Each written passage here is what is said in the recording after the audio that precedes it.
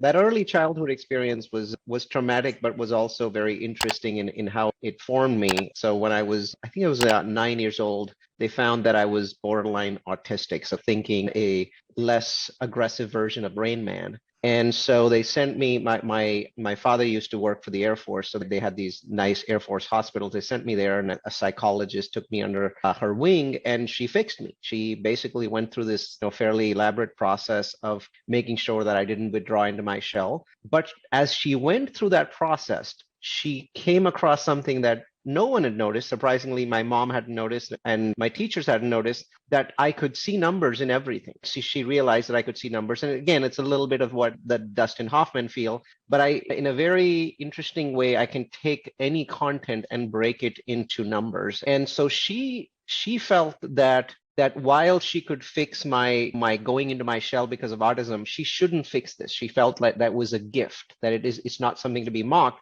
And so she encouraged me to basically develop that activity, to develop that concept of looking at something and seeing the numbers. For those of you that remember the movie The Matrix, Neo could actually read the Matrix by looking at the numbers that were falling from top to bottom and convert that into people and things and places. And I think that I have a very, very light case of that. And once she encouraged it in me, I actually tried to bring that to everything in my life. And that's why now I'm known as the Mad Scientist. I put an enormous amount of content out on the web on lots of interesting topics like climate change or disruptive trends in real estate, where I look at long-term 2-year, 5-year, 10-year, 30-year numbers and try to bring that into interesting conclusions, some of them very controversial. And so all of that was really formed by this incidence of autism, or near brush with autism, as I like to call it, when I was 9. And it turned into something truly amazing for me. It led me to where I am in my life.